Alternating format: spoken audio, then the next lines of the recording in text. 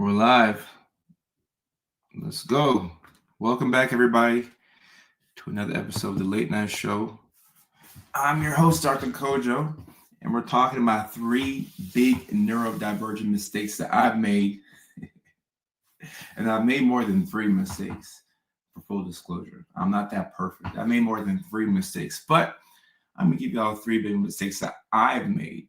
And hopefully, if you can find some parallels in my mistakes, then you'll know how to do things better moving forward. And if you haven't made these mistakes, this can serve as good information for you. But normally, you kind of have to make the mistakes before you know, right? Like sometimes we know, but then when we make mistakes, then we really know, right? You really know when you gotta make the mistakes. You gotta mess up. So go ahead, use the comment section to let me know where you're checking it in from, what your name is if it doesn't already show, and let's get into it. Coco, what's going on? How you doing? And by the way, we're streaming live on YouTube. We're streaming live on TikTok. We're streaming live on LinkedIn. This is a LinkedIn stream. So my LinkedIn folks, we're live. And we're streaming live on Facebook as well. I got to mention that. We're always going to stream live on Facebook. So don't ever think that we're going to forget about our Facebookers. Let me make sure that the Facebook stream is up and running. It says that it is, but I like to just double check. Why is my Wi-Fi playing games with me tonight? Oh, okay. No, all right. We are up and rolling on Facebook. Perfect. We have Natasha from Harpers Ferry, West Virginia. Echo checking in from Colorado. Okay, so we have people from all over the country tuning in. I do appreciate your attention. Thank you so much. Thank you so much. We have San Antonio, Texas in the house, accounted for on TikTok.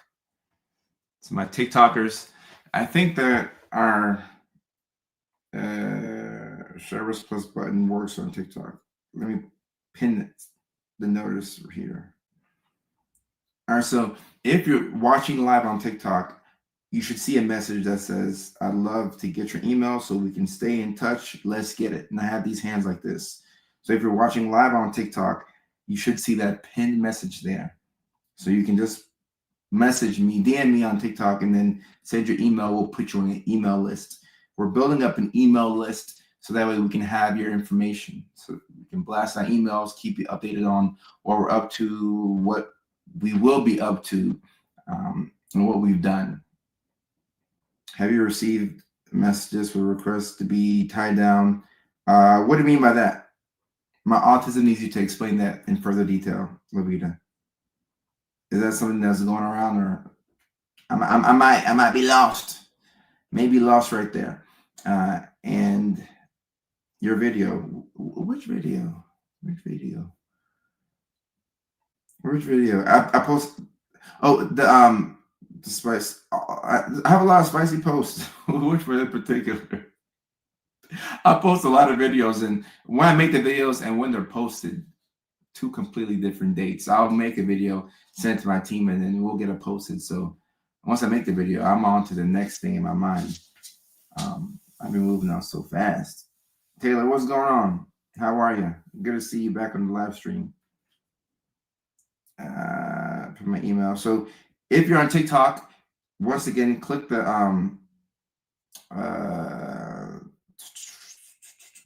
the coworker text. I remember. Look, I get a lot of interesting DMs and emails, and I get a lot of interesting inbound messages. Let's just put it that way. I've received any and everything. Some things that I obviously can't talk about online on live streams. I've received just about any and everything. And on TikTok, if you click the Service Plus button, you can send us your email. And if worse comes to worse, you can navigate your way to the link in my bio, and you should see somewhere where you can drop your email in. We're building up an email list, which would be very helpful when we come to your city. And we do have a date for our first stop for the comedy tour in 2026. It will be April 26th, and we will be in Houston, Texas. So when I got burnt out and I canceled all my dates, I told y'all, at least those y'all who are in Houston, I said that when we re-up again and when we go back on tour in 2026, we will start off with Houston. And I'm making sure that we can keep that promise. So we will be in Houston at the so relax. So at All Jokes Aside Comedy Lounge, April 26th. Doors open at 7 p.m. Show starts at 8 p.m. The address is 9870 West Park Drive, Houston, Texas 77063. So All Jokes Aside Comedy Lounge. We will be in Houston, April the 26th. That's the first date that we have for now. Obviously, we'll add more dates as time goes on, but we will kick off the tour in Houston, Texas. Hey, I gotta make ADHD people feel seen because that's my community. That's my community. That's my community. Self-diagnosed type shit. And Coco, did you find the link to where to sign up? I hope it's showing easy for y'all. I hope it's not too difficult for y'all to navigate. The coworker text your wife saw. I think that was the one about the was it the one with the I got a lot of comments about the one where the college student was texting. The college student had said something like, do you like what you see? Those scenarios are so wild. Do you like what you see? Cheryl, love from Canada. Cheryl, I appreciate you. Miss Rain, thank you so much. I appreciate you. Thank you so much for the love. Thank you so much for the love. And thank you for the gifts and everything. I appreciate y'all.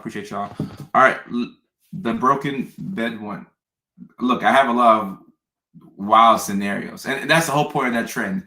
So that trend is geared towards people who are in their first healthy relationship. And if you've never, if you've been in a string of toxic relationships and you're in a healthy one, it's going to feel foreign to you. It's going to feel like a shock to your system. So you're going to be a little out of sorts.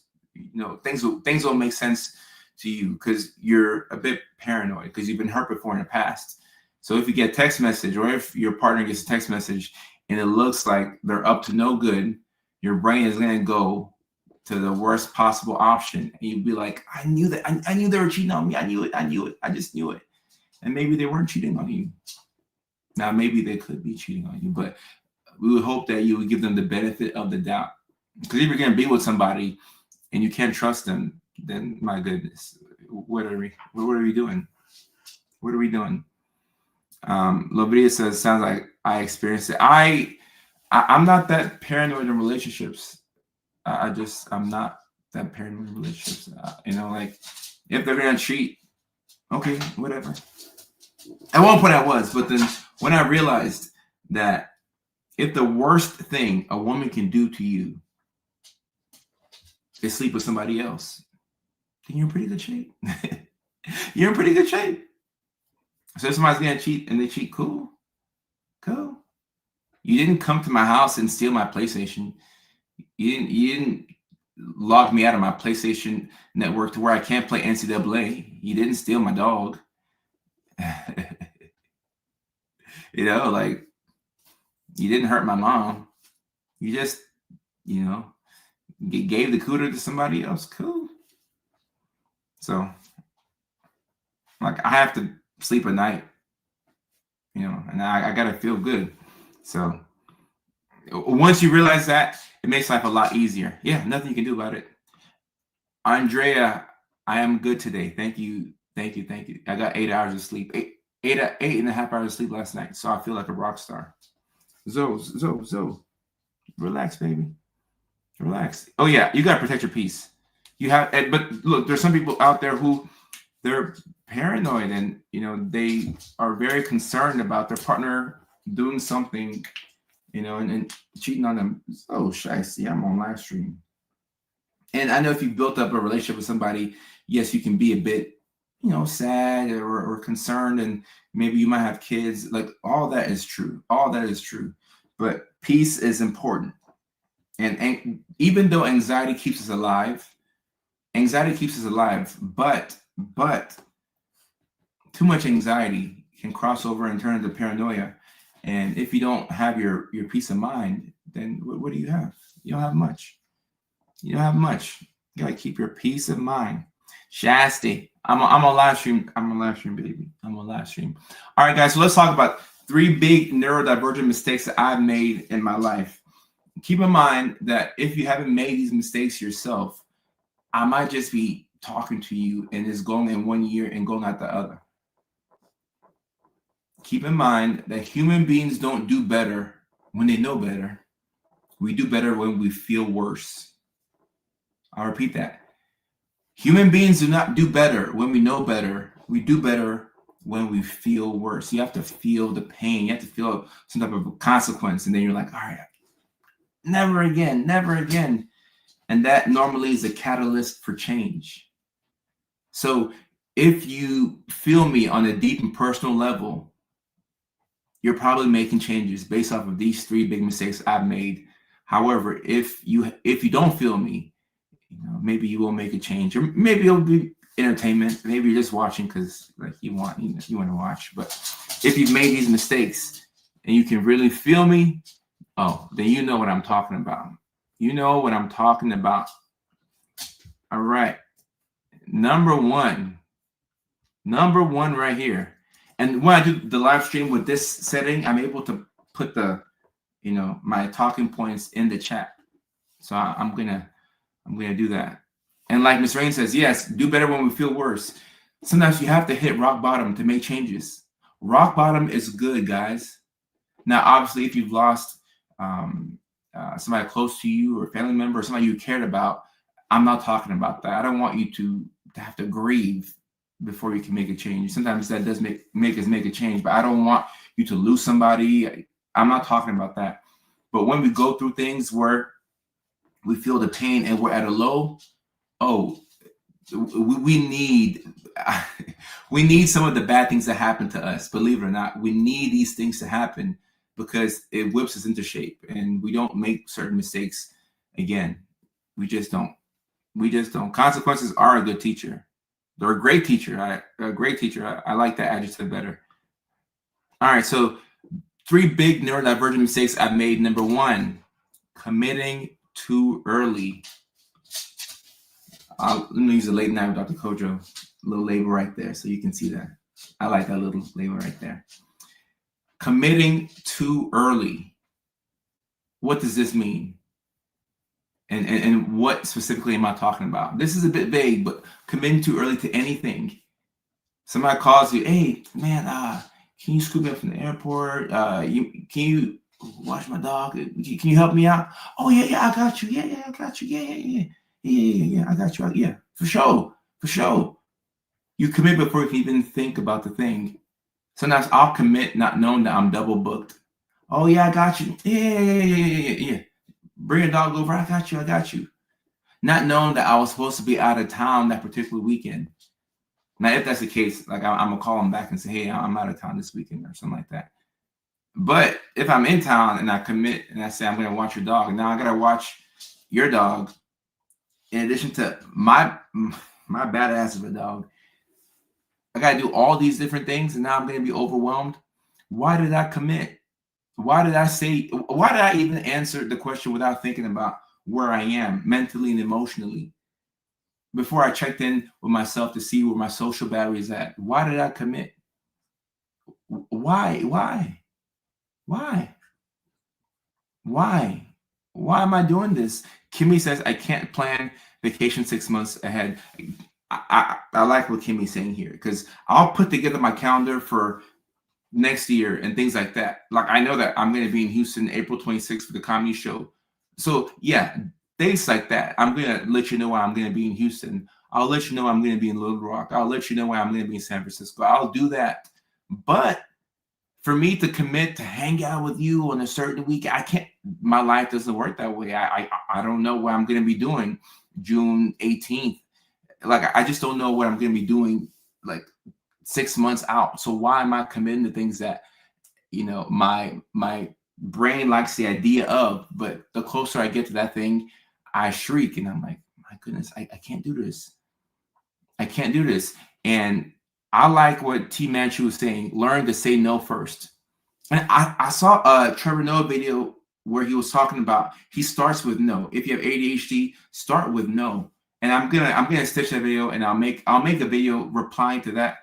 And I'll post it on socials. But I do think if you have ADHD, you can throw my autism boys and girls in there as well. But if you have ADHD, you have to start with no first. Yes, I can always start with no, especially with family and friends and the people that it's the hardest to let down. Start with no first. Hey, can you dog sit? No. Can you pull up to this event? Like, there's gonna be hella girls there. No. Can you come out to this crawfish boy? No. Now I want to do all those things, but I'm just gonna say no because knowing how I get, and then we running behind on things, and our schedule is getting a little tight, and you still have to do all these different things. You feel like you've overcommitted yourself. Now you're gonna shut down because you're overwhelmed, and now you can't then enjoy because you said yes to so many things. So many things. You gotta say no first. Start with no. Start with no. I hope I'm blowing your mind in a good way. I hope I'm blowing your mind in a good way. Hopefully this is a reminder. Shara. That's a nice name, by the way. Shara. Or Shara. I'm not sure if I'm saying it correctly. I said no today. It was empowering. It was taken well too, which was a pleasant surprise. When you say no and people don't freak out, it changes your life because you realize that you can say no and everything's going to be okay. You don't have to say yes to every single thing. And for people who are big people pleasers, it's helpful to say no every now and then. I remember I started doing this about 2 years ago where I pulled back on just everything. I went through a phase where I was getting a bit paranoid and I couldn't like decipher what was real and what was not, who was on my side, who wasn't on my side. And I had gotten to a point where nobody was telling me no. Okay, which is a very scary place to be. Nobody was telling me no. If I ask a girl on a date, is yes, yes, yes, yes. I mean, if you're doing well in life, the answer is always going to be yes. I'm asking different people, hey, you want to collab on this? Yes, yes, yes, yes, yes. I'm like, why these people collab? Like, why is everybody saying yes to me? Oh, it's because I had millions of followers. Oh, it's because I'm the one that's right. I'm okay. I'm cutting the checks. Oh, okay, cool. That's what they're all saying. Oh, okay, got it. So I had a lot of people around me that weren't necessarily allies, but they were around me because of proximity, because I'm potentially going to put them in a video that can get millions of views and it'll be beneficial for them. And maybe this is just LA influencer stuff, but we can all relate to this in some capacity. So I started saying no. And it used to be people who were, like vaguely familiar with me, like acquaintances. I would say, hey, if I'm out of town, you can pull up to my house. I'm out of town and you're in LA, pull up to my house, just text me. I got security cameras. I got pull up to the house. Because if I'm not there, because I'll be gone for weeks at a time. So I'm like, hey, pull up to the crib. Like, I got 3 rooms. You like make yourself at home. So I went through this period where I pulled back and I started saying no, and I lost a lot of friends. And I was shocked. I don't know why I was shocked, but I was shocked. I'm like, oh my goodness, they're not my friends. They don't want to hang out with me when I say no. It was a shock to my system. And then I realized that I had a lot of people-pleasing tendencies. I had to work on that. And then after that, I started saying no to a lot more things. I'm like, no, don't want to do this, don't want to do that, don't want to be here, don't want to be in the mix. I want to be at home. I want to play video games. I want to be with my dog. I want to be I just want to be out the way. And I lost a lot of friends. And as Molly's saying, they weren't real friends. And that's true. I should have known this. They were acquaintances. And there's nothing wrong with having acquaintances or associates. Everybody doesn't have to be a real friend. And it doesn't mean that they're bad people. It just means that you don't let them into your inner circle. Like like hang out with them. You see them out in public. We have a nice conversation here and there, but they're not supposed to be like all up in your web, in your inner web. They're just acquaintances. That's all. That's all. So premature commitment is a big mistake I've made. That's the number one. And these are not in any particular order, but that's the number one thing I have on my list today. And premature commitment, early commitment also goes to relationships. And this is mainly an ADHD thing, but I'm sure my autism boys and girls can relate. With ADHD, when it comes to relationships, we have something called the hyperfixation. So this is where in that first month, you meet this person and they are professing their love for you and you're doing the same. And you're talking about your future. And you're talking about all the amazing things that y'all are going to do together. And everything is all good. Okay. And this is for the first month, 5 or 6 weeks. Everything is all good. And it appears as if it's a mutual love bomb, which as long as it's mutual, is not a problem. But something interesting happens around that 5 or 6 week mark. Everything starts to crash. You start coming back to yourself. And then you realize, oh my goodness, like I told this person I was going to marry them, but damn, I'm starting to feel the dopamine wear off. And now I'm returning back to who I actually am. And then you feel bad because, they're just as obsessed with you as they've been from the beginning, or maybe they're not, but you feel the lust wearing off. I don't want to call it love. You feel the lust wearing off. You're like, man, what am I going to do? What am I going to do? Yeah, you're coming back to your senses. You're coming back to your senses. But guess what? Now you're already in a relationship. You've already met their parents. You've already bought an engagement ring. I don't know if you've taken it that far, but I mean, sometimes people will turn a hyperfixation into a 7-year relationship that could have ended after 7 weeks. I know somebody feels me in the chat. Somebody feels me in the chat. And Sifa on TikTok is saying, not me, Doc. I'm looking up their background history, credit score, citizenship, and tax returns.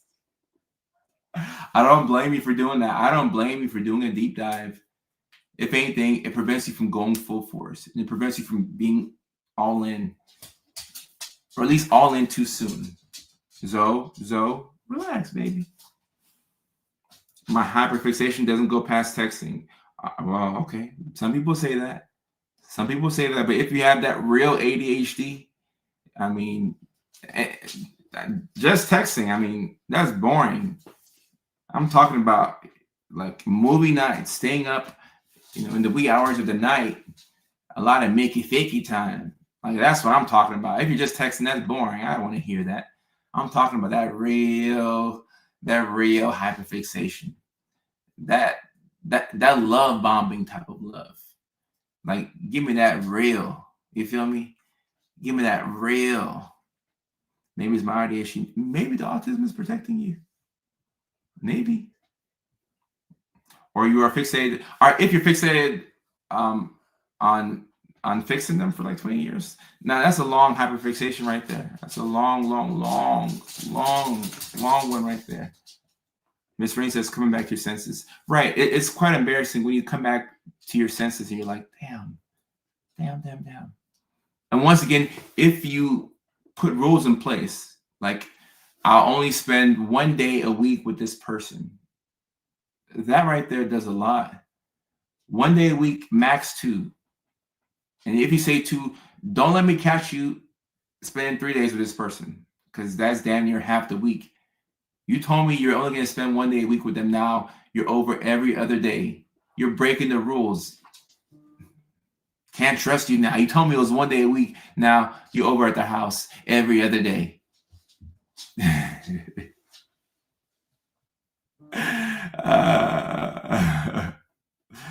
I recently went through this, started seeing someone who really was and no longer felt the same and called it off. I became the bad guy. Right, right, right, right. And you feel bad when this happens because you're like, dang it. Because if it's happened once, it's probably happened more than once where you've seen this type of thing become a pattern. And you told yourself the last time that you were done doing this, but then, the dopamine was there and you decided to chase it. And now we're doing it again. But, look, this is not one size fits all. Like Natasha is saying, sometimes it works. Now I'm married for 20 years. So, guys, this is not one size fits all. Like I said, sometimes you'll hyperfixate on somebody and 20 years will go by and you'll have 3 wonderful kids and a great family, and y'all still have that love for each other. And on the days where the love doesn't feel like it's there, you still have that respect and you can go through the peaks and valleys. So, it sometimes I can't explain certain things. Oh, okay. All right. So, Natasha, you should have mentioned this part too. Of course, he is neurodivergent too. Okay, there you go. There you go. If you're messing with somebody on the same side of the spectrum, like if you're on, on that same ends of the spectrum, okay, all right, like it could really work. It could really work. So, thank you for mentioning that. Thank you for mentioning that.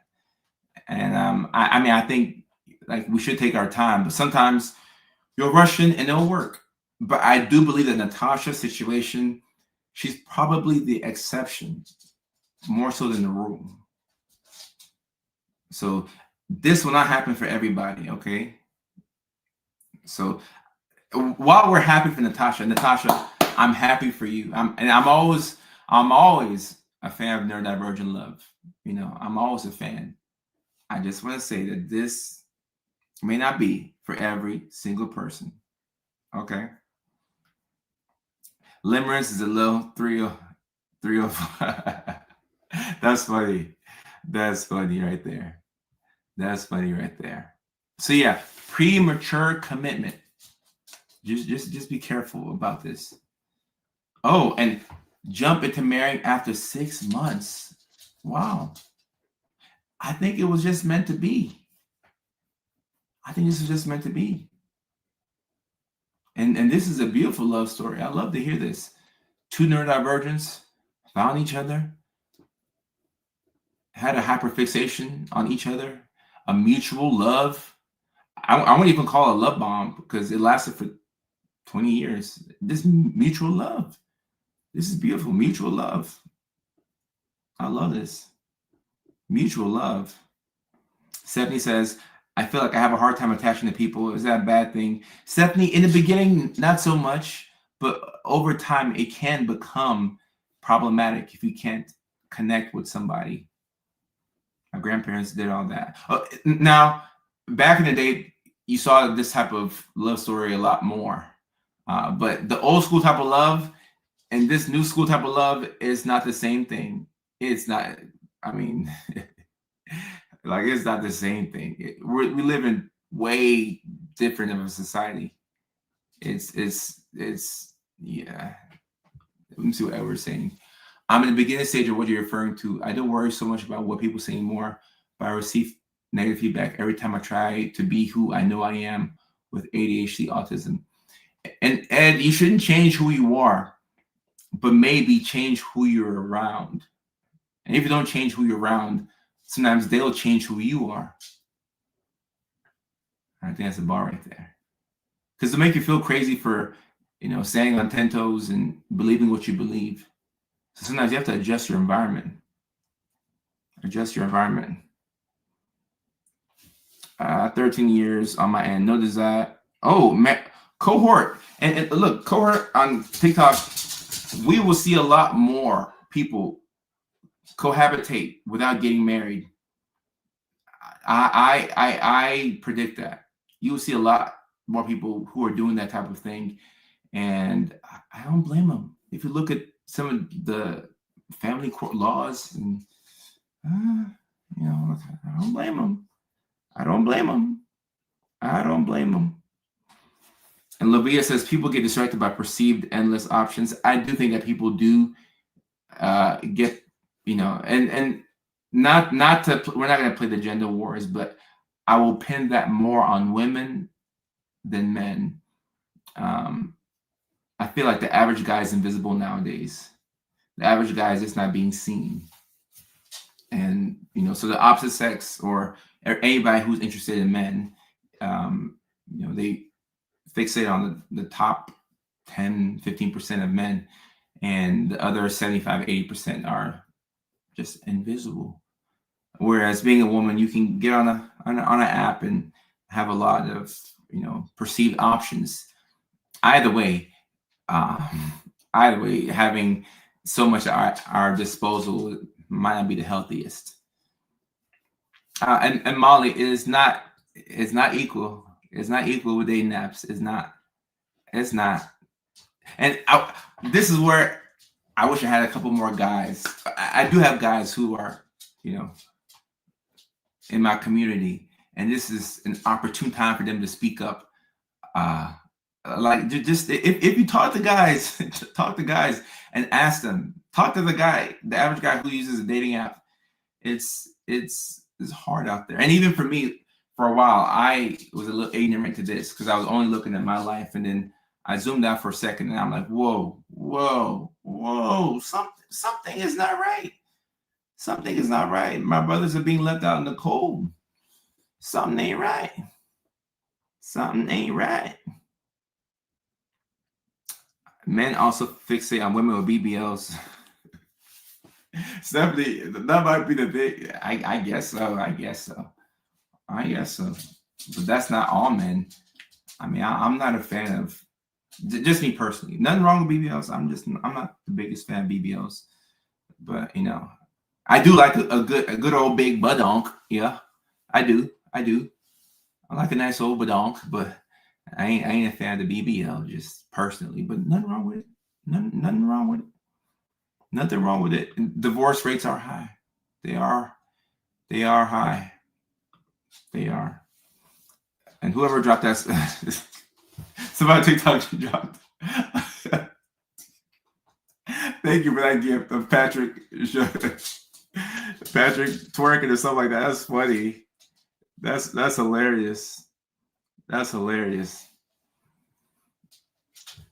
Olivia says, for women, you get likes and messages, but not good quality. Right.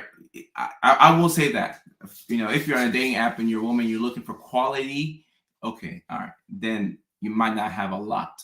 But if we're just talking straight quantity, not that means anything, but straight quantity, yes, it's not even close. The women are far outpacing the men, and this just means that if women want to, when it comes to Mickey Ficky time, women get to do that much more than men. And there are stats that say that I think a third of men between 20 and 30 have not had any Mickey Ficky in the past year, and that's reverse for women. So I'm not sure what that really means, but probably means that women are picking the same group of guys to Mickey Ficky with, something along the lines of that. Something along the lines. Yeah. Yeah. And where I get the information? Well, Zori, I've seen the stat online, and once again, I don't have, it's not evidence-based information, so I will say that, I can't say with absolute certainty, but I do agree with that. I agree with it. Dan, I'm doing good. Thank you for asking. I do agree with that. Either way, premature commitment.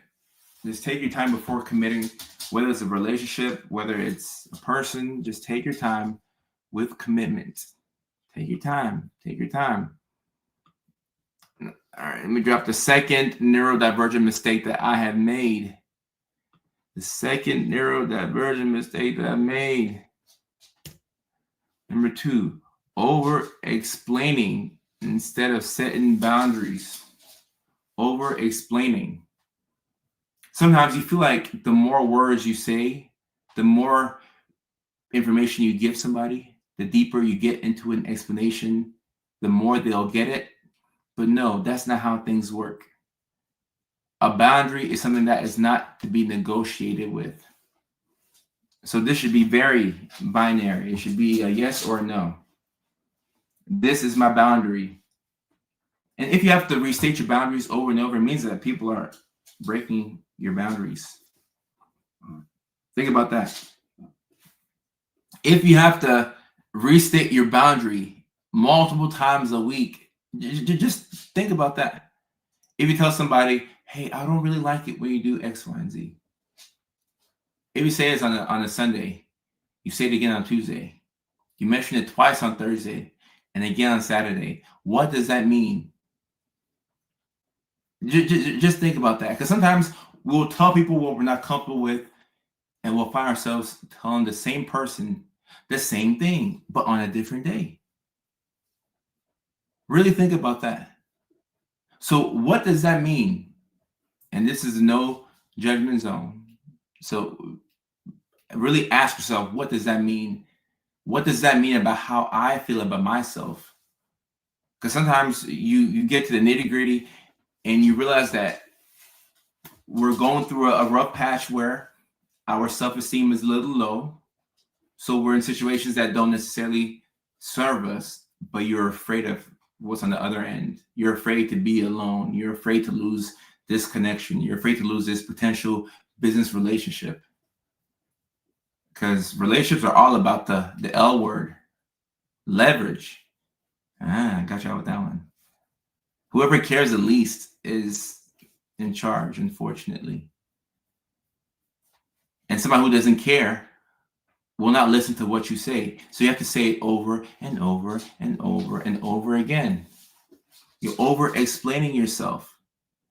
The boundary was the first time you said it. I'm not comfortable with this. And when people break boundaries, sometimes they do it on purpose. Sometimes people will do this on purpose. They will break your boundary on purpose because they know that you won't do anything. And that's when it becomes decision time. Zoe, Kennel. Zoe, Kennel. Good, Zoe. Kennel just means give me some space.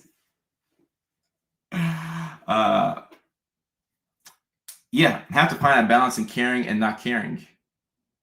Yeah. Just like Lavia is saying. Yeah. Over explaining. I like this right here. Don't move my things around. Don't take my things without my permission. If I can't relax in my home with a guest, then do I really need that guest? Oh, make it fakey. Oh, make it fakey. Now you're preaching. Now you're preaching. So, okay. You're going to behave? See, dogs don't listen. But she knows I won't kick her out. But she knows I'll get it right. I'll get it right now. Just not on camera. It's funny how you can be uncomfortable in your own home. Have you ever been in that position where you're uncomfortable in your own home? How is the guest going to come in your house and move around your things, go in your fridge, open up the juice, the unopened juice, taking your things without your permission? I mean, if you can't relax, then I don't know if you need that guest. And it is testing your commitment. And probably you do care too much. Either you care too much or you're afraid to see what life looks like without that person. And there's so much power in not caring. And I'm not saying like be heartless, care about nobody. I ain't saying that. But there's a lot of power in not caring. And when you no longer care, I mean, you're a whole different person. There's a song, When a Woman's Fed Up. And there ain't nothing you can do about it. You can have a woman in love who's doing everything for you. But once a woman is done, she's done. I think every guy's experienced this. Like you think, oh, because you feel like you can get him back, but when she's done and she's actually done, oh, it's over for you. Oh, it's over for you. Oh my gosh, it's so sad. Nothing sadder than when a woman is actually done. Not when she's texting her friends like, girl, I'm out. No, like when she's done. When a woman's done, she doesn't ask her friends for advice. Like she's done. It's a scary sight.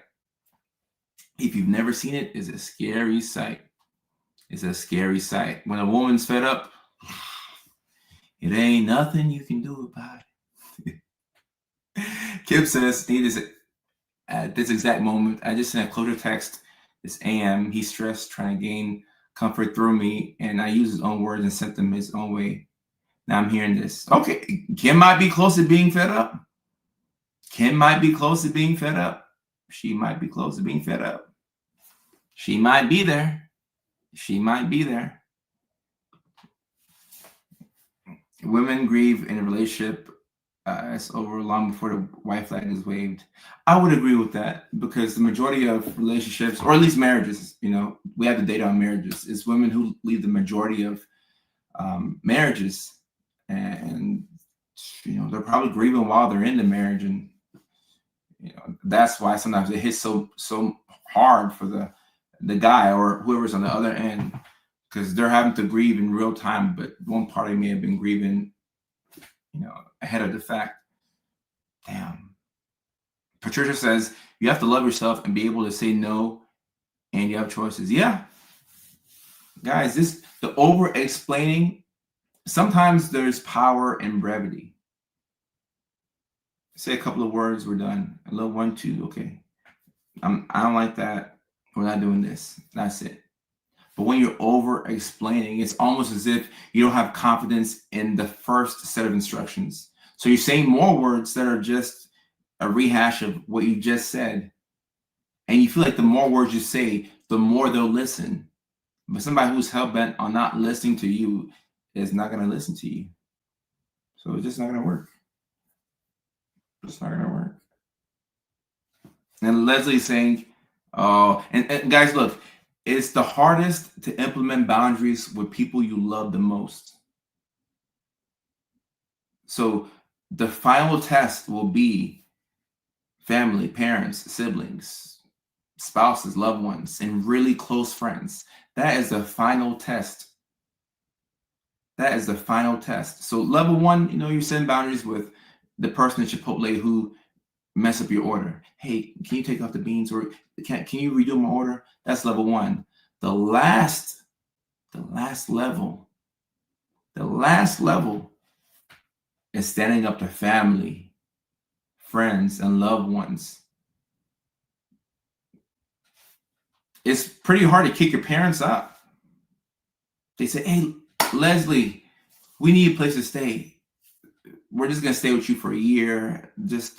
We're staying with you and your spouse for just a year. We know you have kids over. We know you're busy, but we're just going to be here for a year, and then we'll be out. 3 years go by. I mean, if you kick your parents out, you're a bad person. It's a tough predicament. And a situation like this, I mean, I don't think I'm qualified to even speak on it. Respectfully, whatever Leslie does is, that's her situation. And it's a very delicate situation, because if you ask your parents to leave and they say they have nowhere to go, what do? That's a dilemma. I mean, dilemma meaning that neither option is a good option. If they stay, you're overwhelmed. But if they leave, it's like they have nowhere to go. Or so they say. So it's tough. It's tough. And I'm not in Nashville, but I'm a Titans fan, so I got Titans gear all over. But people think that I'm in Nashville. The Titans do follow me. The Titans followed me this May on Instagram, and it made my whole year. I'm like, yes, the Titans follow me on Instagram. Yes. Nashvillian. A lot of love for Nashville. That's where I'll be for Christmas. My family's still over there. A big part of my family is still in Nashville, so I'll be in Nashville for Christmas. Oh, look at this. Brandy said, I've kicked my mom out before. Give them a 30 to 60-day written notice. Oof. Ooh, kicking out your parents is tough. I mean, sometimes you have to make some uncomfortable decisions. Because as Brandy knows, over explain to your parents. Like let's just take this example, and I'll steer it a little bit different from Leslie's specific, example. So that way it's not targeted at that. But let's just say I tell my parents that they can come over, right? And 6 months turns into a year, which turns into 2 years. And let's say I'm married and like I got 2 small kids at the house and I'm overwhelmed, right? 2 options: kick them out, or you can over explain and say, hey, like I'm so stressed. Have you noticed that when you're telling somebody how stressed you are because of something that they're doing, that it doesn't mean anything to them? You can be burnt out and you can be telling somebody, hey, I'm really going through, like, if you would just like just give me some space, or it doesn't do anything. It goes in one ear and goes out the other. They're waiting on you to make that tough decision. Hey, you know what? I decided that I'm gonna move on, and I'm gonna ask you to leave. You start looking around, looking for who's supposed to leave. No, I asked you to leave. Ooh. Whoa. Brandy, threatened to call the police on your husband for no reason? Oh my goodness.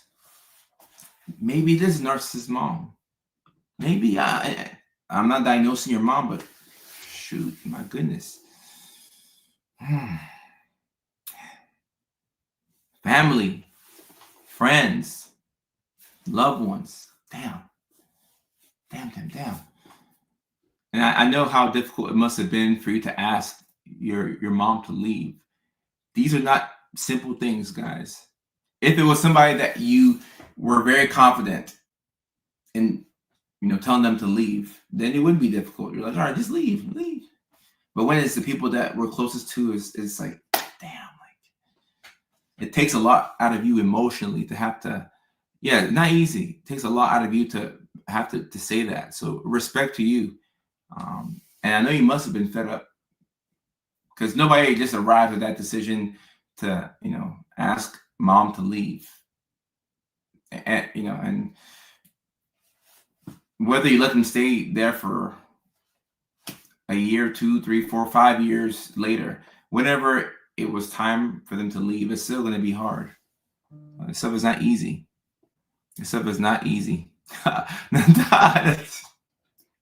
Family puts the fun in dysfunctional. This is funny. This is funny right here. The family puts the fun in dysfunctional. Wow. I like that.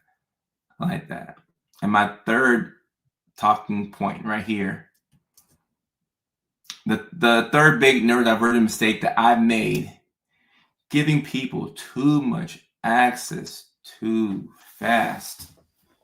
Giving people too much access too fast. How many of us have made this mistake? It might start off with you meeting a couple of friends, and you start to overshare because you're feeling so happy, and maybe it was a good day for you. Maybe you got 9 hours of sleep. Maybe you got paid a day early. I don't know. Maybe your favorite sports team won. Something happened, so you met a group of new people, friends at karaoke night. You met some cool people, and you're on a high because you had an outstanding week. So these people appear to be cool, and now you're telling them your whole life story, like you're completely oversharing. Oh yeah, let's hang out next week. Oh, everything is all good, and then 6 months, a year goes by, and you realize that the friendship is one-sided, and that it's taking so much from you. You're being drained, every time you talk to this person, you're being drained. And you realize that you gave them too much access too fast. Too much access too fast. And this can happen in relationships, but it can happen in friendships. Sometimes it's even more devious when it happens in a friendship. Because when you meet a friend, that's a pretty good feeling. This person wants to hang out with you because they like you. Now, in a relationship, there's sometimes ulterior motives. You might want to make it fakey. You might want somebody's resources. You might want to spend time with them. But like with a friend, like they like you just for being you. So that's a really good feeling. Wow. They want to just hang out with me. It's pretty damn cool. But when it's the wrong group of people and you have to learn in a painful way, you can sometimes retrace and realize that you gave them too much access too fast. I'll never forget when I graduated school and I left Augusta, Georgia. A neighbor, he was the guy who bought the house three houses down from my house in Georgia. He said, "Kojo, congrats, you're a doctor now. Like, go out there in the world. You know, I'm proud of you, but just know that wherever you go, be careful the people that you surround yourself with, and think of your energy as Wi-Fi. When too many people connect to it, it's gonna slow down. So go out there, have fun, but don't be slowed down." I heard him, but I didn't feel him. I heard what he said, but I didn't feel what Mr. Rodney said. My neighbor, I didn't really feel him. I had to learn the hard way, which is why I said at the beginning of this stream, if you haven't gone through some of this stuff, like it's just entertainment. You're hearing me, but you're not feeling me. You have to go through some pain to really feel what I'm talking about tonight. He said, if you let too many people connect to your Wi-Fi, it's going to slow you down. I heard him, but I didn't feel him. I didn't feel him. I had to go through having these people around me. And people will say, "Oh, yeah, whatever." Or like, "Yeah, you should know not to be slowed down." But when life is coming at you fast and you're not regulating yourself, you don't have to be a Dr. Kojo and have the path that I've had. This can happen to anybody. Because if you find yourself in a circumstance or situation where a lot of people are meeting you and like you're going out there and you're having fun and you feel as if these are some people that you can really, really like ride out with, you'll confuse proximity for connection. They're not your people. They're just close to you. Just because you see each other every single day because y'all go to the same coffee shop, or maybe you go to the same, your kids go to the same preschool. Just because they're close to you, you feel as if they should be close to you. You gotta learn the hard way. The harder way. I had to learn the harder way. I had to learn the harder way. I had to learn the harder way. And I can tell Ms. Rain has been through some stuff. Ms. Rain on YouTube, I don't know who you are, but I can tell you have been through some stuff. I could look at somebody's comments and I could tell, man, you've been through some stuff. You've been through a lot. And that's wisdom. Anybody who's in the comment section who's dropping some bars, oh, they've been through some stuff. They've been through some pain. Ms. Rain has been through some pain. You've been through some stuff. You have been through some stuff. Yeah, I've been through some things. Yeah. Ain't no teacher like experience. Certain things in life you only have to go through once and you get the message. You're like, all right, I'm good. God, I got it. I'm Gucci. I got it. But you needed those experiences. You needed that to happen. And whatever happened, I'm sorry that it happened, but in a way, it may have had to have happened because that's what you needed to really learn your lesson. Because until your behavior changes, you really haven't learned your lesson. So if you go through a situation and it's bad, and you find yourself in the same situation you swore you wouldn't be in, you didn't really learn, because you change when the pain of staying the same outweighs whatever you just went through. Like, you cannot stand to stay the same anymore because it was just way too painful. You're like, man, like I'll do anything but go through this experience again. Like, I can't, I won't, I like you just won't. And guess what? After you say that, you don't put yourself in a situation again. It will never happen again. And it has never happened again for you because you actually learned your lesson this time. It actually learned. You learned. You had to go through this. Daisy's saying, is it better to choose love or money? Choose yourself. Choose yourself. You choose yourself. Twisted Tenacity on TikTok says, it's a lonely road and I'm tired of being paranoid of who gets me and who judges me. Twisted Tenacity, choose yourself. Choose yourself. Ooh, oh, I can tell that Mandy Jean has been through some stuff on TikTok. Oh, hey, the colder the bar that you drop, the more pain you've been through. Mandy says, and some people give you attention, but without the right intentions. Who is this person? Mandy Jean. Ooh. Some people give you attention, but without the right intentions. Oh my goodness. Oh my God. Oh, you've been through some pain. That's a bar. It's a bar. You've been through some things. Oh my goodness. And this is why I always preach that it's helpful to enjoy time by yourself. Now, Leslie, when I say bar, I mean like it's a cold line. Like it's a quote that is a profound quote. A profound quote that really hits home is a bar. Just want to make that clear. We have to learn how to be by ourselves. Okay? So for my autistics in the chat, you probably have this skill by default. So I'm not talking about you, unless you have ADHD as well.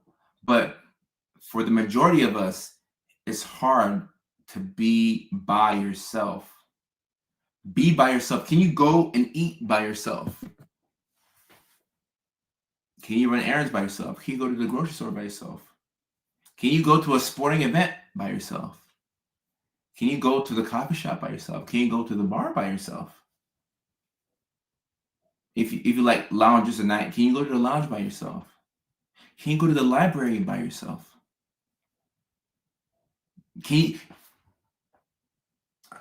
I'm about to test y'all. Can you go to a wedding by yourself? Places where it's socially acceptable to show up with a +1. Can you go to a wedding by yourself? Can you go to a comedy show by yourself? I remember I did a show in North Hollywood at the Comedy Chateau, maybe a couple years back, and there was a woman to my left, and I'd seen that same woman at 2 different shows, and she came to both shows by herself. I remember because I asked her. She was an Indian lady, and she was very friendly. I was like, man, this is the second show that you've come to by yourself. Very impressive. Very impressive. Wow. Come to find out that she told me she was interested in doing comedy. I'm like, you should definitely do comedy. I mean, you can come out to multiple shows by yourself. Oh, that's a lot of power. Will the best man be single? Kim, I don't know. Perhaps. You can take your dog with you, but I feel like if you go out by yourself, because look, sometimes the dog can. No, you can't take your dog. You can't take your dog because when you take your dog, people want to come up and talk to you. when you take your dog, people want to come up and, like, when I take Zoe out for walks, people want to come and, pet the dog. Oh, she has these cute blue eyes. And I remember I went for a walk. I went for a walk without my dog, and it was the weirdest thing. It was around my neighborhood in LA. I was like, man, like, I felt like I didn't belong in this neighborhood. I felt like I was gonna rob the people. I mean, I was gonna rob the people, but I felt like people thought I was gonna rob them because I'm walking in a neighborhood with no dog. It was very weird. I'm like, this doesn't feel right. Now, my direct neighbors know who I am, but I'm like, these white folks are gonna think that I'm trying to rob them. Let me get my dog. It felt weird. So you can't take your dog because the dog is a conversation starter, and people like, you can't. If you have to in the beginning, you can take your dog, but if you can go out by yourself, like fully, oh, you're a cold Mickey Ficky. If you can go out by yourself, you're cold. You're cold. Daisy says, what if you are someone who loves and trusts people too much? Daisy, even the person with the biggest heart can only take so much pain. You can only take so much pain. I have a big heart, but there are certain things that I will not do. I'm just not going for it. I'm just not going for it. I will never, ever, ever work with somebody in business without having a written agreement. I will never do it. I will never do it. I moved to California in January of 2021. After 2 months of me in California, I lost $18,000 working with the wrong people. I'm like, oh, this place is different. Say less. I still didn't learn my lesson. After I went through enough pain, I said, all right, okay, God, I can't keep losing money like this. Now I have an attorney. I have an attorney for every single thing that I do. Everything that I do, I have an attorney. I've been through so much pain. So we're going to have an attorney. Like, I will gladly pay my lawyer every month, and I do. Because I wanted to be cheap, and I learned my lesson. I said, no, pay the lawyer what he wants, because it's going to be better than having to pay that. Just pay the attorney. I won't work with anybody unless, nope, no ma'am, no ham, no turkey. I'm not doing it. I'm not going for it. The skits that I do, the 17 wives that I have, or 4, but all the wives that people think I have, people say, I just saw you make a skit with this girl. How many girlfriends do you have? 11. I got 11 girlfriends. Yeah, I got 11. But in actual real life, when we are recording these skits, I pay a person to helicopter around, a chaperone. I don't know those women. I'm not going to be left alone with those. I mean, and after you make enough skits with, like, they become friends. After we work together for a year and a half, oh, these women are my friends. But I'm not going to be left alone I pay somebody to be helicopter. And like when we have these assistants who helicopter around, like, I tell them, I say, hey, because sometimes I'll forget, and I'll tell myself, I'll say, hey, Jackie, can you go to the store and grab me a sugar-free Red Bull? And she'll sit there, she won't move. And I'm like, Jackie, like, we'll be recording, and yeah. No, we do right, but obviously if we're recording in the bedroom, yeah. But even if we're recording outside, we still have a chaperone at all times. I'll say, Jackie, I need me a sugar-free Red Bull.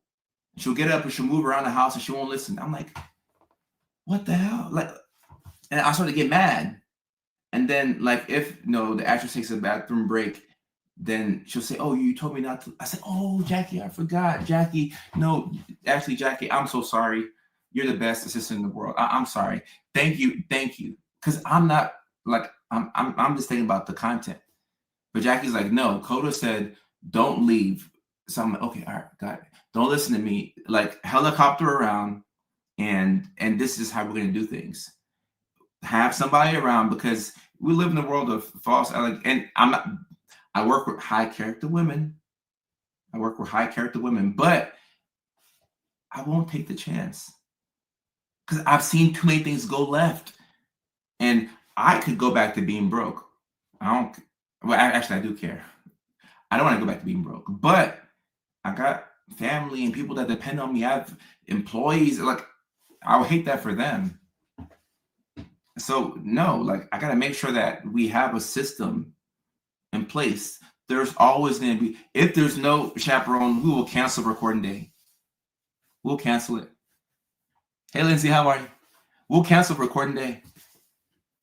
I don't care if I've poured $800 into that. No, we'll cancel it, because I've seen too many things go wrong. We have to have NDA. Like it's a whole convoluted system, but I gotta make sure that we keep everybody safe, including myself. And if we're recording and I'm not there, and let's say it's another male actor, and even for the female, like, just protect everybody. You can leave things up to chance, or you can take things into your own hands and make sure that things don't go wrong. And even if things go wrong, we have a system. So, I mean, I'll be damned if y'all read an article about Dr. Kojo. That's Kojo. You ain't see me in the news for nothing dumb. You did not see me in the news for nothing dumb. Nope. That was my evil twin. As for me, no, I know.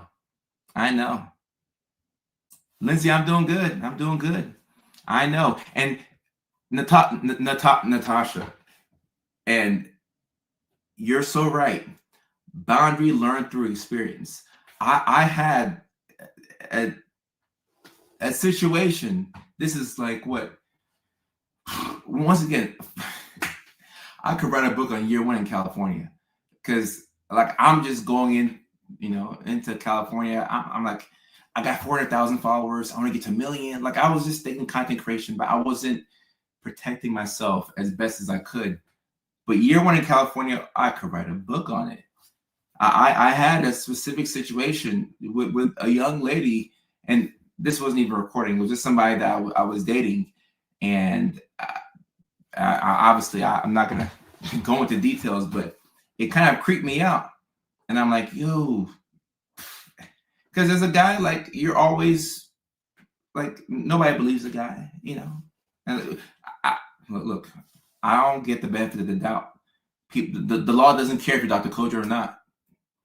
But I had an experience. I was like, yo, I don't like how this felt. This ain't right. You keep your text messages, you keep your receipts, and then, this is why you have an attorney. And the attorney will go to bat for you. So I've learned through trial and error. So, like, I have a big heart, and I love everybody. Like, I want to see everybody win, and I love on people, but I gotta be smart. Livia asks, was she borderline? Look, when I'm on a date with somebody, I'm not thinking about whether they're borderline or not, or whether they have high blood pressure, diabetes. I'm not trying to diagnose when I'm on a date with somebody, but obviously sometimes, you can, your spidey senses may go off, but I don't go on dates looking for, like, if somebody's borderline or if anything like that. But yeah, like, it's different from being in the office. But just anything that feels a little off. Somebody in my position, what you do is you screenshot, talk to your attorney. Like, I'll call my lawyer and say, hey, blah, blah, blah. Say, all right, Coach, we got you covered. I always come, hey, Julian, so happened. Like, what do you think about this? Do you think I can do this? Oh, I shouldn't do this? Gotcha. Thank you. Just pay people to take that off of you. And yes, trust your gut, but have a system. Be smart. Gunisha, I like this comment right here. I think that this is an ADHD thing. I think this is an ADHD thing to overlove people. I do think, yeah. Because like we have all this love, and like if we've been through a hard time and we see somebody who's struggling, we're like, nah, hey, I got you, I got you, I got you, I got you, I got you, I got you.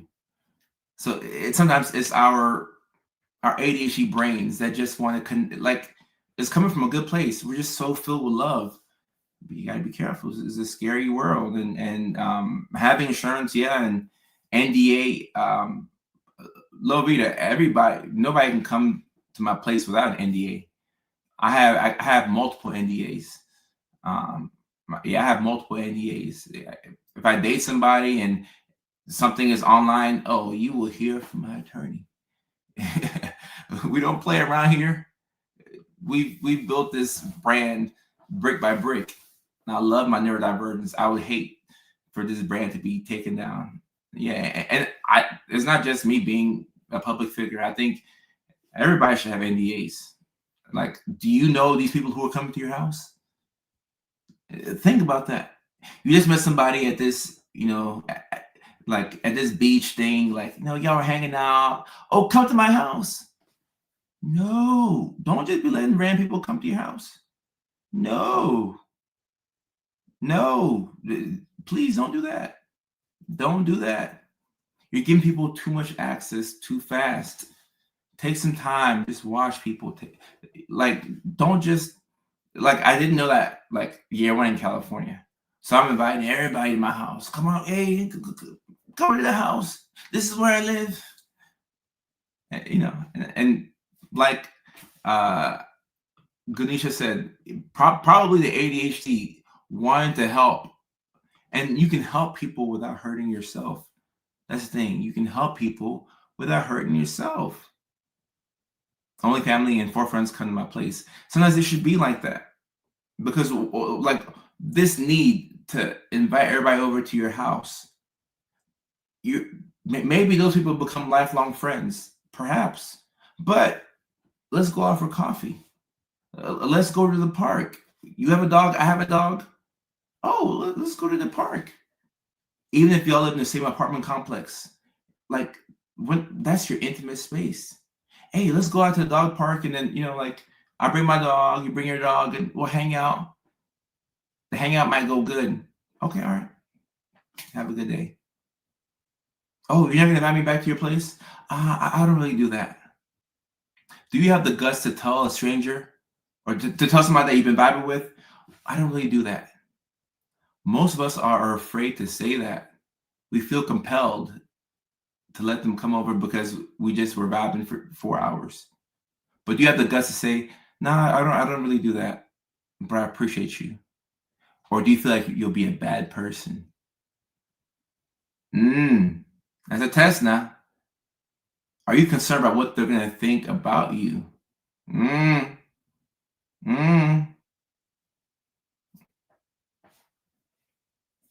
Twisted in the city says, I haven't had company here in like 3 years. Well, you should be teaching this then. Hey, like, what's going on? So I live in a tiny camper. Most people don't.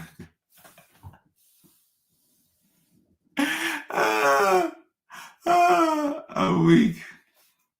What if we have the opposite, where we like someone and really care about them, but they think we're not interested in them?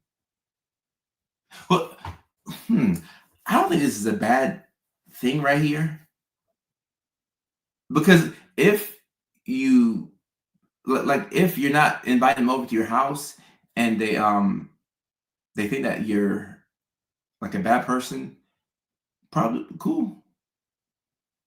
This whole thing where like we have to become besties off the rip. What? Like, maybe I grew up with immigrant parents, and Ayla, you're 23. You're too young to be an uncle or auntie. You're too young. Too young. Look, I'm an uncle. I'm 33, and look, Ayla, if you're 23, you don't remember this, but like when I was when I was a kid, there was this girl called Elizabeth Smart who was kidnapped from her house, her parents' house in Utah. Those of y'all who are unks and aunties, y'all will remember this. There's a girl called Elizabeth Smart who was kidnapped from her parents' house. I think she was missing for like a year and a half. Guys, when I heard that story, I was so scared. Like I couldn't sleep. Like I had to have the lights on. Like I thought that I was gonna get kidnapped as well. And like if I saw a stranger over at the house, like I was real timid. I was scared because I'm like, they're kidnapping kids.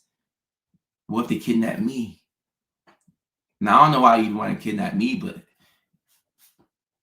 quite scary. I'm like, oh my goodness, like they're kidnapping kids. So and once again, I don't remember how the guy who kidnapped Elizabeth Smart knew like where to find the kids or whatever, but like nowadays people can go online and find information about you and stuff like that. So Amy, look, if people don't like you because like you take your time getting to know people, that's even better. That's even better. Like let them do what they got to do. Oh, someone on TikTok said, I'm Gramps. I might be. Oh, was he the maintenance man in the house? There's a movie out. See, I didn't even know that. Oh, look. Oh, I got goosebumps. Oh my gosh. Oh my. I'm after I get out this live stream, I'm gonna do a deep dive. Oh my goodness.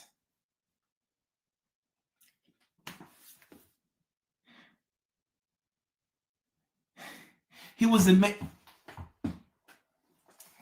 guys. You see. And yes, the fourth wall. The next date will be January 24th. That's my next comedy show in Hollywood. But my goodness, oh my goodness, he was the maintenance man of the house. It wasn't in Tennessee, it was in Utah. This happened like in the early 2000s. You have to be an uncle or auntie to remember this. Or Gramps, like Ayla's saying. The maintenance man of the house. Man, look, we live in an evil world. We live in an evil world, guys. An evil world. I didn't even know that it was. Guys, don't let strangers come over to your house. Be very careful with strangers. The maintenance man of the house. Wow.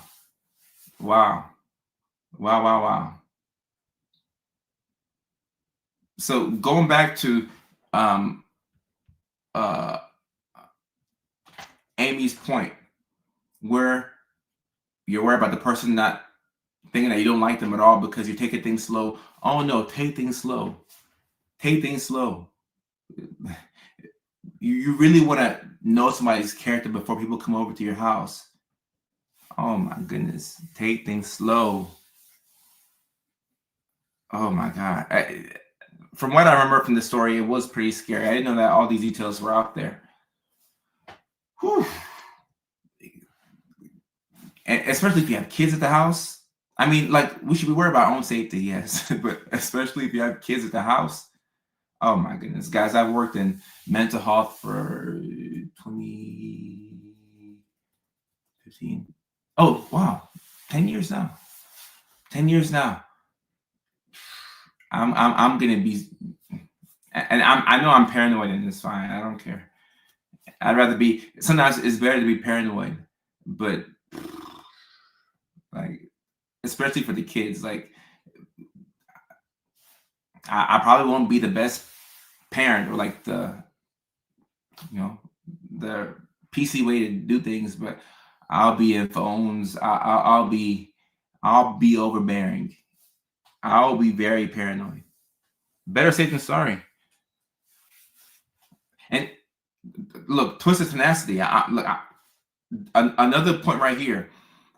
My next relationship will have to be after we have a date at Quest Diagnostics for an STD panel. That's another thing. We don't talk about that. And look, everybody says, oh, before I date somebody, we have to get tested. But if you're hanging out with somebody and it's getting all hot and heavy and things are going from first base to second base, and you glide over to third base, pants is off, you're thinking about going home, who really stops and they're like, you know what? Put your pants back on. We're going to Quest Diagnostics. Think about that. You ain't got a third base.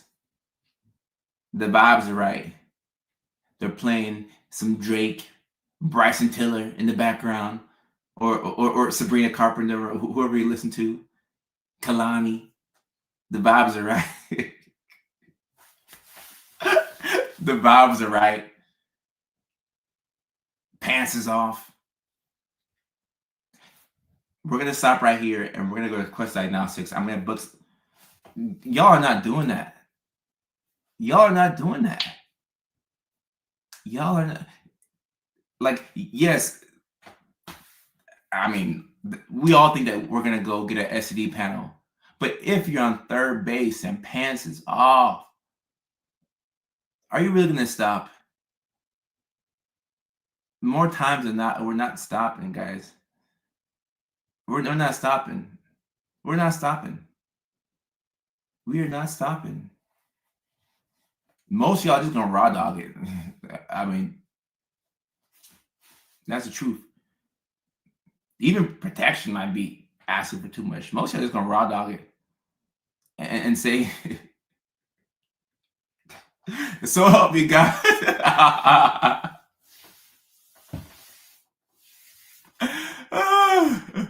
like I'm taking the oath. So help me God. I'm diving in. Like, you know, sure. No, most of y'all go look at the person saying, they look healthy. Y'all not going to Quest Diagnostics.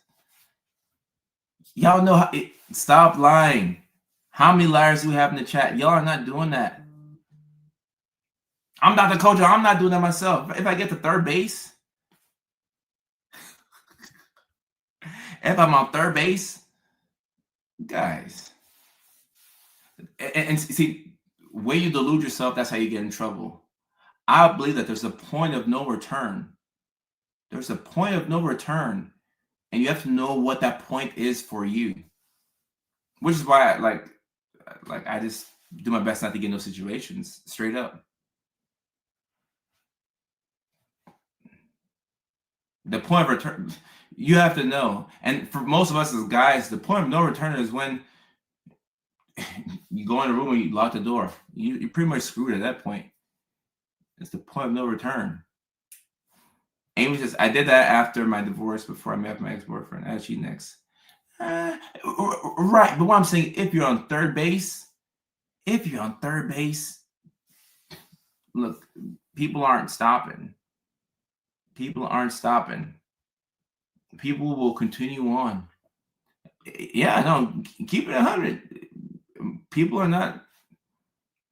So what you should do is, before you even go over to their house, hey, my ex cheated on me, so we're going to go to Quest Diagnostics and set something up before I even go to your house. Yeah, right. Before you go over to the house, because once it's getting hot and heavy, once it's hot and heavy, you're not stopping. You're going to proceed.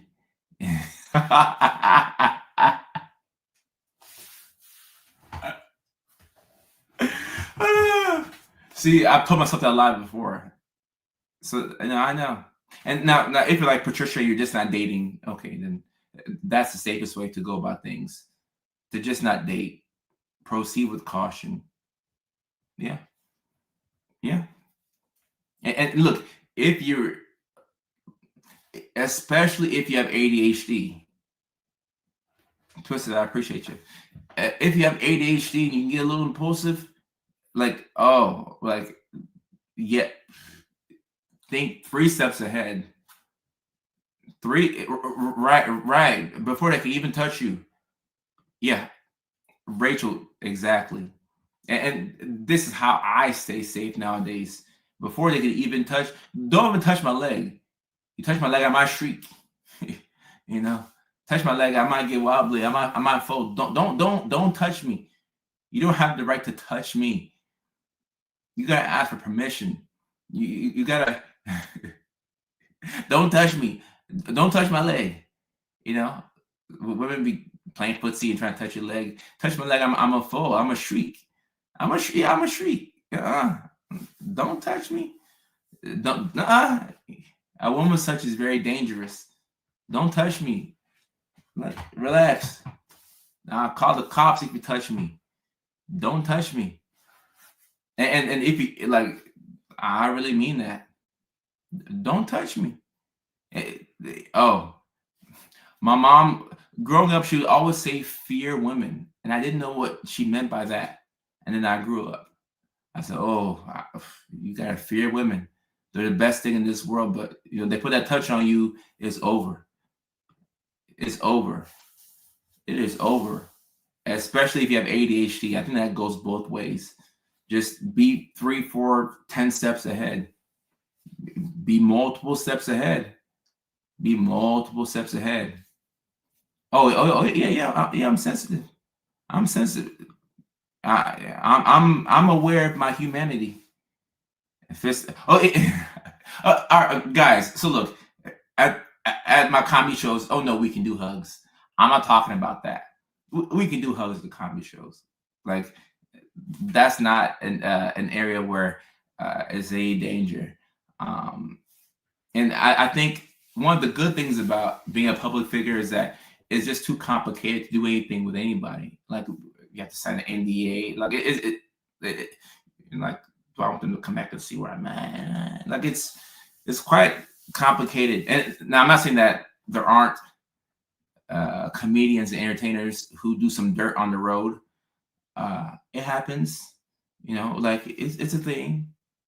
But no, like I do hugs in my show. And I went to a conference in New Jersey maybe about a month ago, the Johnson & Johnson conference, and they had different stickers that people would put on themselves. Like if you have a green sticker, it means that you're a hugger. If you have like another sticker, it means that you don't want hugs.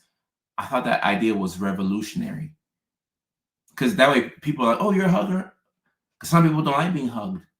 So I'm a hugger, but like the person on the other end might not want to be hugged. So it's like, kind of like what they teach us in school. Like if you have a patient, like try not to hug. And sometimes like I've had patients who are like, the 75-year-old, patient who wants to hug me. I'm like, all right.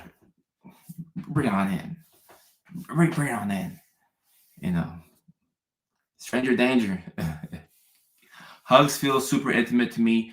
I love the sticker thing. That's great because like just like Mandy is saying, some people think the hugs are super intimate, and that was news to me because like in our family we hug, so like that's how I grew up. But I had to learn quickly that not everybody wants to be hugged. So just out of respect for people, like can't just hug everybody. So I've learned that now. I've learned that. Yeah, I'm hungry. Yeah, it's my default to hug, but now I know. Kevin Hart new Netflix special, Racing Losing. I haven't seen that one yet. I gotta go watch it. Thank you for reminding me. I need to go watch Kevin Hart's. I'm a fan. Watch his latest special. People make fun of me because if someone hugs me, I pat their back, even my kids. Look, some people don't like hugs. And actually, you know what? Now that we think about it, you bring up a good point. I will ask my attorney. Maybe we shouldn't do hugs at the shows, actually. Or maybe we should do stickers. I didn't even think about that. We probably shouldn't do hugs at the shows. I did not think about that, but good point. Good point. My goodness. Texans are very huggy people. I'm a huggy person too, but or maybe we'll do the sticker method. I think we should do that because yeah, yeah. One arm hug. No, one arm hugs are lame. It's like this. Maybe a fist bump, or fist bumps are kind of like awkward. Like you know, um, fist bumps are kind of. And look, Kim, I would like to hug people too, but not everybody wants to be hugged. So, um, I mean, I'll talk with my team. More than likely, I won't be allowed to hug. I can just hear my attorney's voice. But and the people who don't want to be hugged, they're not messing it up for everyone. We have to just respect people's bodily autonomy. But I don't think. I mean, I've answered my own question. I think we'll probably have to do like something, or because yeah. But I do want to. I do want to hug. Just to let y'all know that I do want to hug, and to be honest, in past shows, that's how we did things. My first show, when I went on road in Atlanta, a girl drove. Why I keep saying girl? I'm sorry. A woman drove from Chattanooga, Tennessee, to Atlanta, Georgia. She drove 3.5 hours to come to my show, and she had both of my books, my first one and my second one. I was like, oh, and her name was Sarah. I'll never forget her. I said, oh, thank you so much. So like I was overwhelmed with gratitude that she would come out 3.5 hours. It wasn't like she was in Decatur. She drove from Chattanooga. But, I do think that I like that sticker or something like that to show who wants to be hugged. It brings up a really good point, though. I would like to do the sticker method, but that is not up to me. It's up to people who are smarter than me, who will say, Kojo, do or do not do this. Manny Jean says, as soon as someone is restricting my movement, I feel unsafe. I'm comfortably saying, and look, there are people like, yeah, Mandy, I hear you.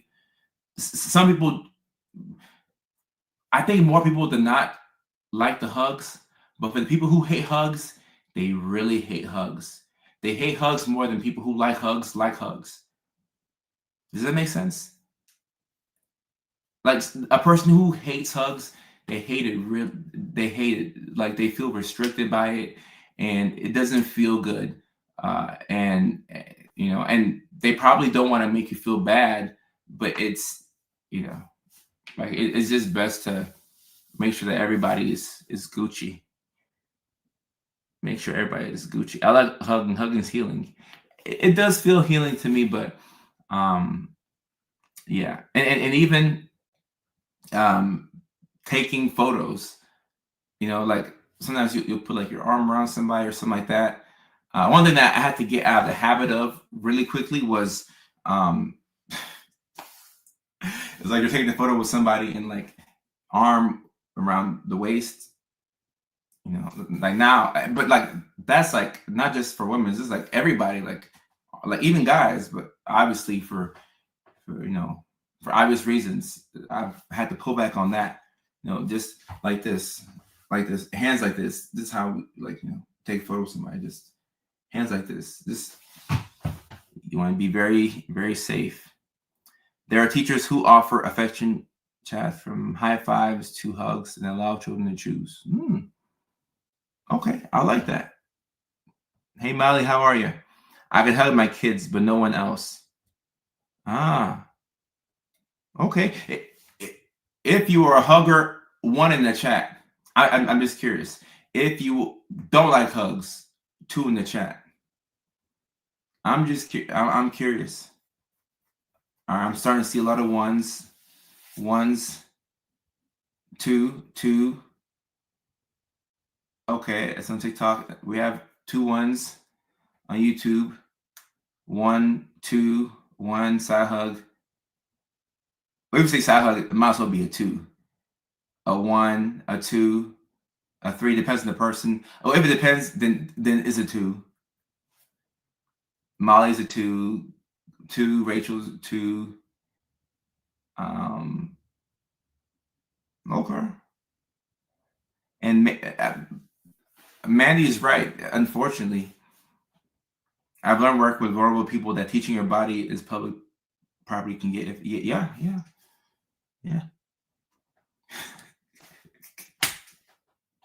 So that's it's a little funny. It's a little funny. Have y'all seen the photos of kids who are on Santa's lap and they're having such a bad day? Like the kids crying and the parents are like, no, sit, it's Santa, it's Santa. Santa's lap is traumatized. Now I've seen some kids that it looks hella traumatizing. The kids like, no. Close friends, big hug with a kiss on the cheek. Okay. It works for close friends, but probably want to draw the line at close friends. Look, no, guys, we've seen the photos where the kids, they hate being on Santa's lap. They hate it so bad. They hate, and the parents are like, no, like we have to get the photo. The kids crying. Oh, there's a, see, there you go. There's a contest to have the cutest photo. I should have known. I should have known. I should have known. Actually, that might be a good skit idea. We might have to get, okay, okay. Molly, I don't remember you from past lives, but welcome now. Hugs are just as uncomfortable as an itchy sweater. Hey, maybe Santa is wild. I had a pic with Ruff McGruff as a kid and was not smiling. Who was Ruff McGruff? Oh, no. All right. Molly, I do remember you now. I mean, if you open your arms for a hug and someone walks into it, that's your answer. Yeah, for the most part. But this is, I mean, I'm happy we're talking about this. It's something that, like, I'll bring it by the team, but more than likely, and plus, I have a big neurodivergent community, so I think that more people, probably in my shows, the majority of people, not the majority, but there'll be a good amount of people who don't like hugs at all, and they could feel bad if you try to hug them. So I think I have my answer. I'll still run by a team, but I think I have my answer. You see, sometimes you talk things through, like, okay, all right, well, okay, fist bumps and stuff like that. You always want to err on the side of safety. Safety, Molly. That's why. But I remember you.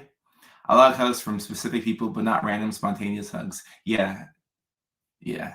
I think the average person, as may lean towards that. The sticker thing, I like that. That was a really, really good. And if we do hugs as a shows, we probably will have to go with the sticker thing, and that's if like if team approves it. But I thought it was revolutionary. I'm like, oh wow, like people can, and like it was so cool. People with the green dots were like huggers. I was like, oh okay, like shout out to Johnson & Johnson for thinking about that. Just what a fantastic idea. It's genius. Like, why don't more people do that? Put the green sticker there so that way, like, what a genius idea. It depends if it's hot and some people get stuff like that. A week. I told this guy no hugs. He keeps trying to. Oh, well, hey, you let them know then. Look, we'd appreciate you. Look, if I mean, you shouldn't have to say no more than once. I feel bad that I don't like hugs. Right, and this is the reason why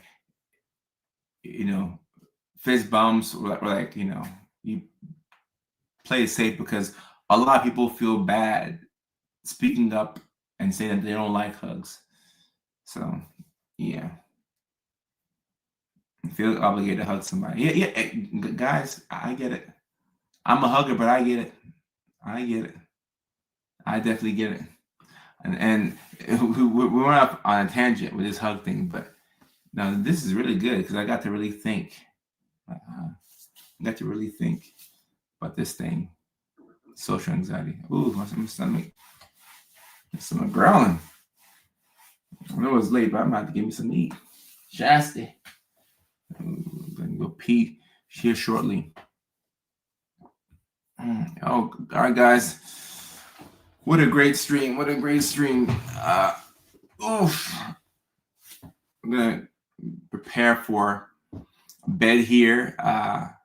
And this week we did streams on Tuesdays and Thursdays. Yeah. Cool. I like that. I like being able to stick with my schedule. Oh, damn! Y'all can hear that? Nah, like I'm hungry. Goddamn. Karate chop someone if don't listen. Yeah, that's why we're gonna bypass on the hugs. And a lot of autistic people come to my shows, so like I don't know why I thought that all hugs would be, should have known. Justin, I appreciate you, my guy. Thank you so much. I appreciate you. And look, if you have autism and ADHD, or I mean, even just one of them, I think you would really benefit from the content. I think you'd really benefit from being over here. So I appreciate you. And Kim, I appreciate you as well. I appreciate you. And I'm not sure if we're going to do all the streams with this setup, or maybe this will be the Thursday one and the Tuesday one will be the other setup. So, we're still figuring out how we're going to do this type of thing. Sometimes it's cooler when we can put the comments on the screen. But yeah, next show will be Tuesday at 6:30 California time, or West Coast time, should I say. But sometimes it could be 6, but 6:30. I say that just to be safe. And for those of y'all in California, the next show at the Fourth Wall Comedy Club will be January 24th. For those of y'all who are in Houston, Texas, the first headlining show of next year will be April the 26th at, sorry, I forgot it. At All Jokes Aside Comedy Lounge in Houston, Texas. Doors open at 7 o'clock. Show starts at 8 p.m. And we'll have the link for the Houston show in the bio. So we have about 4 months to get ready for the first headlining show.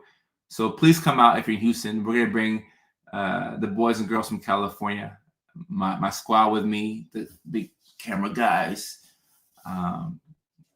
Don't be shy. Don't be shy. Darcy asked if I'm coming to UK. I would love to come to UK.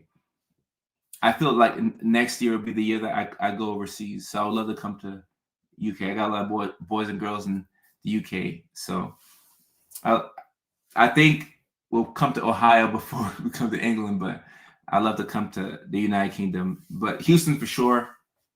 April the 26th. Doors open at 7. Show starts at 8 o'clock. Come, don't be shy. Like, we'll have the camera guys there. So, like, you'll be on Facebook if you sit up front.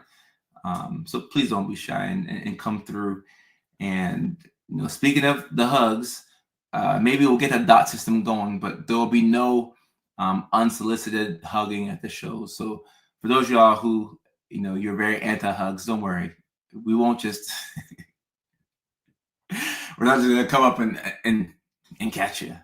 I might, act as if I'm gonna catch you, but we're not gonna do that. We're gonna, at worst have a dot system, but even that can be problematic. So I would like to do the dot system, but we may not have the ability to do hugs.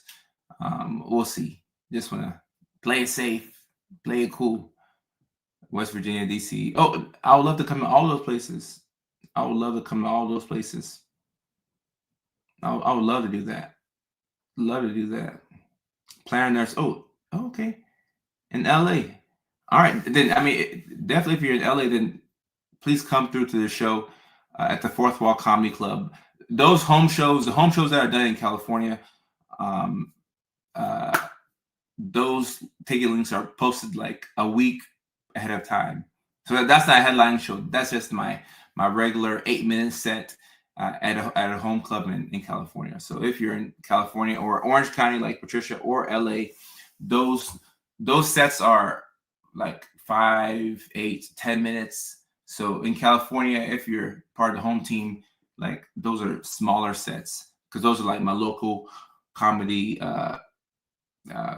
clubs. But for the headlining shows, it's me on stage for like an hour, and we can get in depth. So those are longer shows. The headlining shows are really fun. But yeah, I mean, if you're in LA, please come out to the local ones. Yes, I make it kid friendly. I've eliminated the cussing, because now I want my comedy to go further. So I've eliminated the cussing from the shows. And next thing I'm working on is, working on whoever opens up for me. Like, I'd like for them to not cuss too, because it's been awkward before where.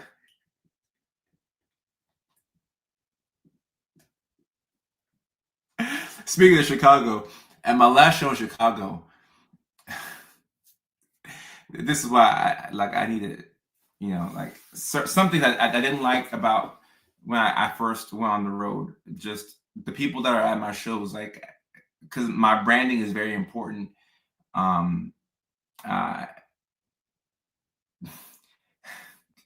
We had a comic who was, he was going off the deep end. I'm like, oh my God, like he's out here talking about, it was pretty sexually explicit. I don't even say it over here. I'm like, damn, like, this is not what I promised the people, It's not what I promised the people. Like, he was just going off into the deep end, and like, people are uncomfortable in the crowd. And this is in Chicago. I'm like, I didn't promise the people this. So like, I want to take more control over the show. Like, I don't want somebody coming on talking about, they was out here.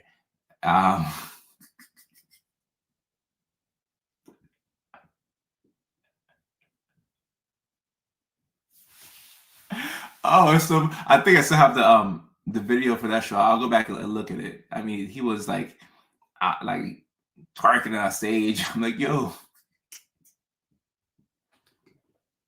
Yeah. And look, I was laughing.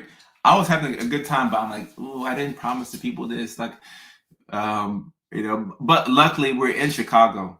And Candy, Chicago is tied for my favorite comedy city in America. Like, people in Chicago, they love to laugh. They love to laugh. They love to laugh. So I mean, we will be in Chicago next year. I don't know where else. We will be in Chicago. I will come back to Chicago. I love the people in Chicago. I love y'all in Chicago, especially in the summertime when it's not freezing cold. Oh my gosh! Like, Candy, I hope to see you there at the show. Chicago, y'all are hella cool. I would love to do shows for nursing homes. Yeah, plug it up. I'd love to do that. I would love to do that. Randall, I appreciate you.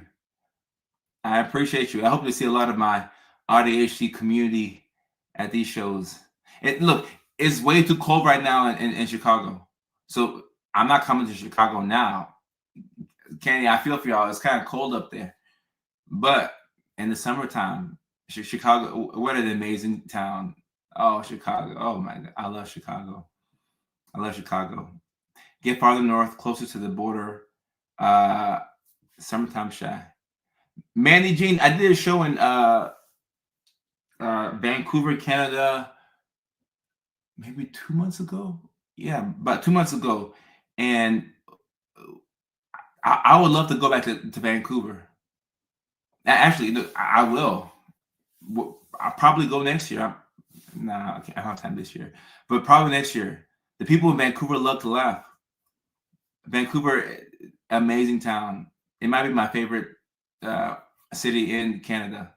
I know that's British Columbia, and y'all have more provinces. I think that's how I say it. But Vancouver, oh, amazing. You're in Ontario. Okay. I still have love for my people in Ontario and my Peterborough, my people in Toronto, Newfoundland. Okay, now that's way out there in Canada. That's way out there. But I used to know a girl from out that way. Um, yeah, we have to come out to that side of Canada, but when it's not snowing, my California bones are not equipped for all that cold. You know, I need me some warmth. I need some warmth.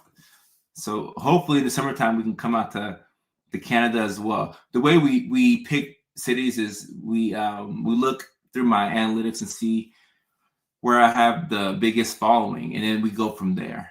And also we go to places that I've been to before. So Chicago was so good, I know I'll go back. Alaska was great, so I know I will go back to Alaska. Where else? Atlanta, even though Atlanta was my hometown, Atlanta was a little rough for me, but we'll go back to Atlanta because it's my hometown. So we'll go back to Atlanta. Chicago was amazing. Dallas, we had a show in Dallas before we canceled it this year. So I know we will redo Dallas. I know that for a fact. So we're going to do Dallas. But I have the most amount of followers in New York City. The next, I think, either Philadelphia or Houston. We got to come out to Philly. San Francisco again, the Bay Area. I was concerned about my car getting broken into in the Bay Area, but y'all spared me when I came up there last year. So we'll go back to the Bay. But you know that if you're in the Bay, you don't leave nothing in the car. Some people leave their car doors unlocked. It's diabolical in the Bay. But we did a New Year's Eve show in Oakland last year, and it was good. No New Year's Eve show this year. I'll be with family in Tennessee. It's kind of chilling, but we will do more shows in the Bay Area, probably early next year too, because I love the Bay Area. Do Buffalo in the fall, not too hot, not too cold, not too far for us Canadians. Mandy, Canadians, especially Canadians in Toronto, y'all are Buffalo Bills fans. Y'all go over to Buffalo quite often. So I had noticed that y'all are honorary New Yorkers, but not just like anywhere in New York, but that side of New York, like Buffalo, Syracuse, Poughkeepsie. Okay. But I would like to come to Toronto. Like to come to Toronto. Like to come to Alberta. So my people in Alberta, I know that's two different ends of the spectrum in Canada, but I like to come out there. Louisiana. Oh, it's freezing in Louisiana. Okay. Well, not when it's freezing anywhere. I don't want to freeze, my butt off. But yeah, we're looking to get more of the different dates posted. Is there any way we can I put an image on the screen? Let me put an image on the screen real quick here for y'all. And who in the world is Tom Green? Let me see. How do you put this image on here? I got to get my StreamYard skills a little bit better. Just wanted to show y'all something. Don't make this complex. New layout. No. I just want to I want to add the Denmark. Yo, love to come out there. What comedy clubs do y'all have in Denmark? Because look, if I'm in Denmark, I have to we need to be efficient and do everything around that area. Norway, from Canada. Okay, Alberta's cold air. Everywhere in Canada is cold to me. I went to a wedding once in Ottawa, and I was just freezing my balls off. I was happy that my cousin got married, but I'm like, why did you have to find a girl in Canada? What's wrong with girls in Atlanta, Georgia? Okay, how do you add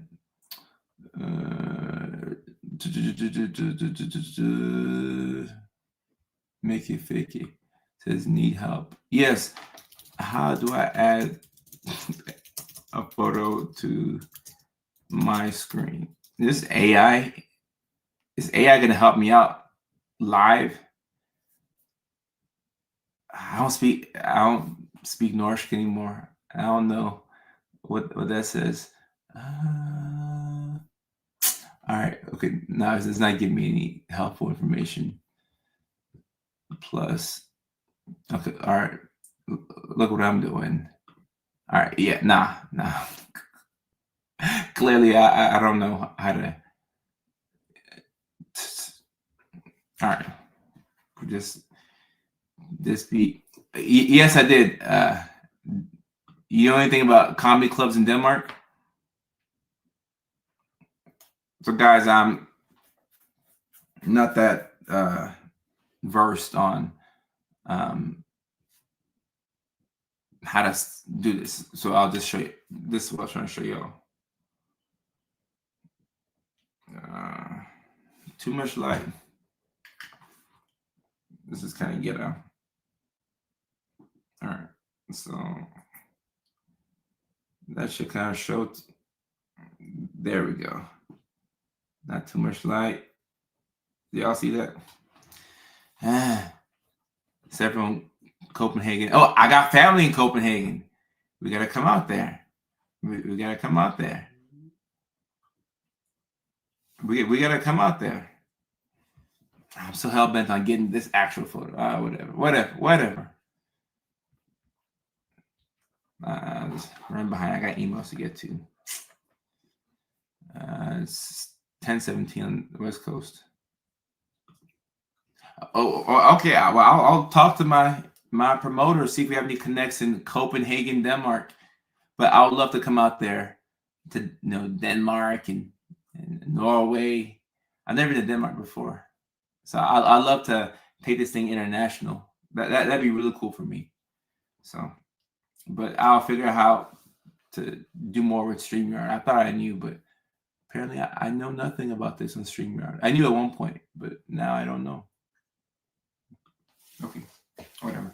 All right, guys. Oh, it's been about 2 hours in the stream, and my stomach is hungry. All right, y'all. Kyle Pitts legacy game. All right, y'all. I gotta get off, but I appreciate y'all, and I love y'all. Thank you so much for your attention. We're back on stream next week, Tuesday, 6:30 West Coast time. That's 9:30 Atlanta in New York, 8:30 Nashville, Tennessee, 7:30 Phoenix, Arizona, 6:30 Seattle, Washington, 5:30 Hawaii, and 5:30 Anchorage, Alaska, and 3:30 Hawaii time. Okay, I gotta get my times right. So, all right, y'all, it's been about 2 hours. So take care. I love y'all, and I appreciate y'all. Until next time, peace. Be easy, and try to get some sleep. I'll get some sleep on my end.